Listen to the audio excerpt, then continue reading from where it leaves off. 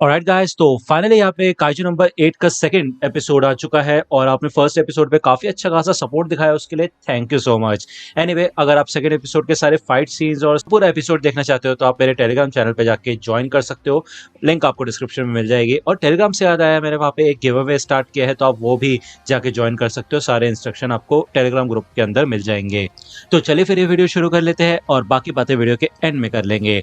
Episode की शुरुआत में यहाँ पे हमें फिर से हॉस्पिटल का सीन दिखाया जाता है, मतलब थोड़ा सा रिकैप दिखाया जाता है। अब जैसे कि आपको याद होगा, यहाँ पे काफका और इचिकावा दोनों के दोनों हॉस्पिटल में एडमिट थे और इधर काफका को ये रियलाइज होता है कि यार उसने शायद काफी बड़ी गलती कर दी है, इतनी जल्दी गिव अप करके उसे अपने डिफेंस ऑफिसर बनने के सपने को इतनी आसानी से छोड़ना नहीं चाहिए था। और तभी यहाँ पे एक काइजू आता है जो कि उसके मुंह के अंदर घुस जाता है और हमें दिखाया जाता है कि काफका खुद एक काइजू में ट्रांसफॉर्म हो चुका है। जिसके बाद यहाँ पे हमें काफी कमाल का इंट्रो सॉन्ग दिखाया जाता है। यार मतलब इसके जो ग्राफिक्स है, इसके जो एनिमेशन है, मैं सच में शॉक हो गया यार। मैं कुछ बोल नहीं सकता है, मेरे पास कुछ वर्ड्स ही नहीं है। एनीवे, काफी अच्छा खासा इंट्रो बनाया है इन लोगों ने। यहाँ पे हमें काफका के बचपन का सीन दिखाया जाता है और जब ये लाइन काफका ने मीना को बोली थी कि मैं हमेशा तुम्हारे साथ रहूंगा तुम्हें प्रोटेक्ट करने के लिए, तो ये सुन के भाई मीना उसका काफी ज्यादा मजाक उड़ाती है। वो कहती है ऐसा लगता है कि तुम कुछ ज्यादा ही मांगास पड़ रहे हो। वो यहाँ पे बहुत बुरी तरह से हंसती है, जिस वजह से यहाँ पे काफका को काफी शर्म भी आती है। वो कहती है बस ये बात किसी को बताना मत, खास करके अपनी मॉम को, वरना वो पूरे मोहल्ले में गा देगी।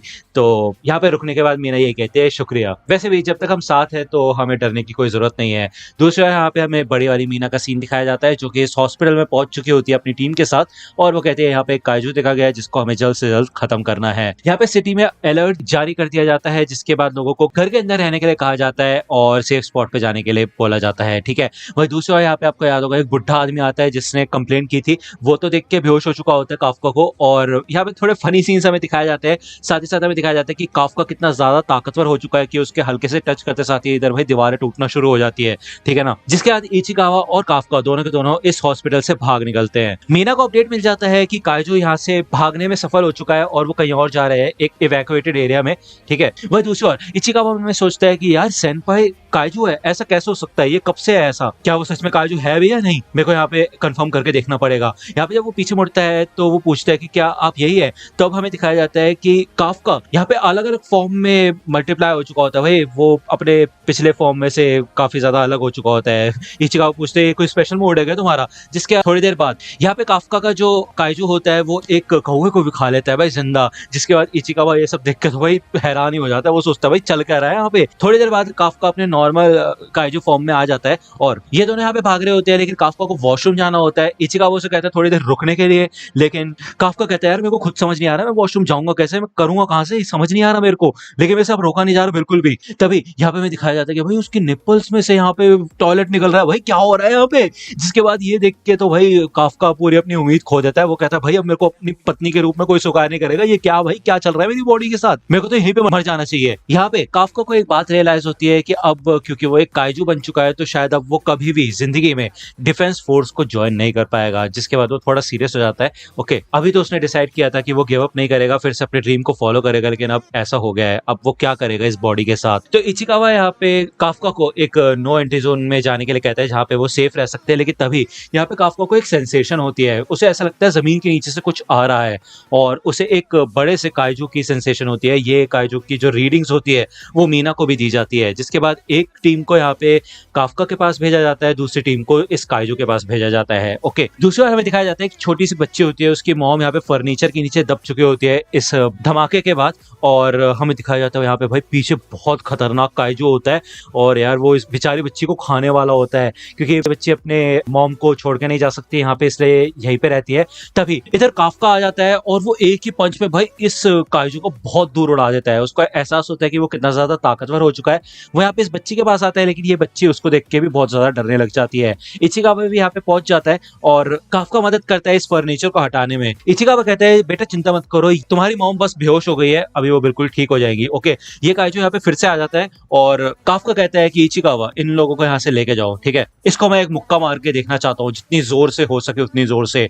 और भाई यहाँ पे काफका काफी तगड़ा मुक्का मारता है और एक ही पंच के अंदर ही इतना बड़ा काइजू फट जाता है भाई, पूरा खून की बारिश हो जाती है इधर, ठीक है। काफी खतरनाक सीन होता है ये। हमें दिखाया जाता है कि काफका कितना ज्यादा ताकतवर हो चुका है। भले ये बच्ची अभी भी काफका से डर रही होती है, लेकिन ऑब्वियसली बात है यहाँ पे डिफेंस फोर्स किसी भी वक्त पे पहुंचती होगी, तो काफका इन लोगों को यहाँ से निकलने के लिए कहता है और इधर से चला जाता है। जाने से पहले वो बच्ची कहती है mister kaiju thank you so much. तो भले उसको डर लग रहा होता है, ये सुन के काफका को काफी ज्यादा बेहतर महसूस होता है। उसको याद आता है कि मीना ने भी उसको थैंक यू बोला था, और उसको एक सीन सा दिखाया जाता है, मतलब हमें एक सीन दिखाया जाता है जहाँ पे मीना है और साथ में शायद काफका है। ये दोनों के दोनों एक अच्छे खासे डिफेंस ऑफिसर बन चुके हैं। काफका कहता है कि इचिकावा मैं हार तो नहीं मानने वाला, मुझे जाना होगा और उसका साथ देना होगा, यानी कि मीना का। और वो फाइनली अपनी खुद के फॉर्म में आ पाता है यहाँ पे। इसका मतलब ये है कि काफका अपने इस फॉर्म को, काइजो वाली फॉर्म को अपने हिसाब से कंट्रोल कर सकता है, बिल्कुल जैसे टाइटन शिफ्टर्स करते हैं, ठीक है। मीना की टीम यहाँ पे इस स्पॉट पे पहुंच चुकी होती है और ये लोग देखते हैं कि इधर ये काइजू पहले से ही डिस्ट्रॉय हो चुका है, इसके चिथड़े उड़ चुके हैं और इनको समझ नहीं आता कि यहाँ पे हुआ क्या, ऐसा कैसे हुआ है। यहाँ पे मीना उस बच्ची के पास आती है और वो उससे पूछती है कि क्या तुम उस काइजू के बारे में कुछ बता सकती हो। तो यार उस काइजू के बारे में सोचते साथ ये बच्ची काफी ज्यादा डरने लग जाती है। तो उसको ऐसे देख के मीना कहती है चिंता मत करो, मैं इस दुनिया में से सारे के सारे काइजूस को खत्म कर दूंगी। तो वो बच्ची कहती है कि लेकिन प्लीज आप अच्छे काइजू को कुछ मत करना, क्या आप प्रॉमिस कर सकते हो। तो ये सुन के मीना शॉक हो जाती है। वो बच्ची बताती है कि उस काइजू ने मेरी मॉम की जान बचाई। इस इंसिडेंट के बाद यहाँ पे चश्मदीद गवाहों ने जो बताया था उस काइजू के बारे में जो कि इंसान की तरह दिखता है, उसको नाम दिया जाता है काइजू नंबर 8 और डिफेंस फोर्स लगातार उसको ढूंढ रही होती है। इचिकावा का ध्यान होता है इस चीज पे और वो कहता है कि यार ये चीजें तो काफी हाथ से आगे निकल रही है। वही दूसरी ओर anti kaiju defense force selection test के फर्स्ट राउंड के रिजल्ट यहाँ पे आ चुके होते हैं। इचिकावा इस फर्स्ट राउंड में पास हो चुका होता है और साथ ही साथ काफका का भी रिजल्ट आ चुका होता है। इस रिजल्ट को वो लेके जाता है काफका के पास, लेकिन बीच में वो खोल के देखता है इस रिजल्ट को जिसमें वो पास हो चुका होता है ऑलरेडी, ठीक है। तो इचिकावा काफी खुशी से यहाँ पे काफका के पास आता है, लेकिन काफका तो भाई यहाँ पे अपने काइजू वाली फॉर्म में बैठ के नाश्ता कर रहा होता है। तो आते साथ यहाँ पे इचिकावा उसको लात बजाता है और कहता है तुम्हें शर्म नहीं आ रही, तुम्हारा पूरा चेहरा न्यूज चैनल्स पे छाया हुआ है और तुम ऐसे खुले में बैठ के खा रहे हो, किसी ने देख लिया तो दिक्कत हो जाएगी। तो यहाँ पे काफका बताता है कि वो कभी कभी अपनी फॉर्म को कंट्रोल नहीं कर पाता है, ऐसा गलती से हो जाता है। तो यहाँ पे हमें पहले का सीन दिखाया जाता है जब हॉस्पिटल के अंदर इचिकावा अपने कंधे पे काफका को उठा के लेके आता है और वो कहता है कि जब वो काइजू आया था वहां पे तो ये लोग वहां से भाग गए थे, जिसके बाद काफका के ऊपर किसी का ध्यान नहीं जाता, शक नहीं होता उसके ऊपर। जब ये रिजल्ट इचिकावा काफका को देता है तो काफका कहता है चलो दिन की शुरुआत तो अच्छी हुई। तो इचिकावा कहता है मुझे तो लग रहा था तुम कुछ ज्यादा खुश हो गए, लेकिन काफका कहता है अरे यार मैं फर्स्ट राउंड में तो पास हो ही जाता हूँ, सेकंड राउंड में बात लगती है बस मेरी। तो इचिकावा कहता है वाह बड़े प्राउड हो यार तुम इस बात पे। तो भाई 3 महीने से यहाँ पे काफका अपनी पूरी मेहनत कर रहा होता है इन टेस्ट रिजल्ट्स में अच्छा परफॉर्म करने की, ठीक है ना। तो वो बहुत मेहनत कर रहा है, तो इस बार तो हार नहीं मानेगा, ये उसका लास्ट चांस है क्योंकि वो 32 ईयर का हो चुका है। तो यार अब उसे इस बार तो फाइनल एग्जाम्स क्लियर करने ही होंगे। ओके, यहाँ पे इन लोगों के सेकंड राउंड के टेस्ट डे आ चुका होता है जहाँ पे इनका टेस्ट होने वाला है। तो ये इधर जब आते हैं तो ये फैसिलिटी काफी ज्यादा बड़ी होती है। यहाँ पे कुछ एप्लीकेंट्स भी आते हैं जो कि हमें दिखाए जाते हैं। इनमें से एक एप्लीकेंट होती है ये लड़की गोल्डन बालों वाली, काफी क्यूट लग रही होती है और बिल्कुल जुजुत्सु काइसेन इनके मोमो निशिमिया जैसी लग रही होती है। एनीवे ये बंदी आते साथ काफका को बुढ़ा आदमी बोलती है और वो कहती है अपनी वैन यहाँ से हटाओगे क्या, मेरे को वहां पे पार्क करना है क्योंकि मेरा लकी नंबर 5 है तो मैं इस स्पॉट पे पार्क करना चाहती हूँ। ओके, तो ये सब सुनकर तो काफका को काफी गुस्सा आ रहा होता है कि उसने उसे बुढ़ा आदमी कैसे बोला। तो वो बच्ची कहती है कि ठीक है फिर मैं खुद ही हटा देती हूँ इस व्हीकल को, तो तुम साइड हो जाओ। उसने यहाँ पे काफी कमाल का सूट पहन रखा होता है और इसके अंदर भाई अलग ही पावर्स होती है। वो एक ही हाथ में उठाती है इस वैन को, उठा के फेंक देती है भाई। और काफका कहता है यार ये मेरी कंपनी की कार थी, कर क्या रही हो तुम। तो इचिकावा पूछते हैं कि तुम हो कौन। तो लड़की बताती है एग्जामी नंबर 2016 किकोरू शिनोमिया। तो भाई इस बंदी का नाम है किकोरू और इसकी हॉबी होती है काइजू का मर्डर करना, ठीक है ना, मतलब ये सही है।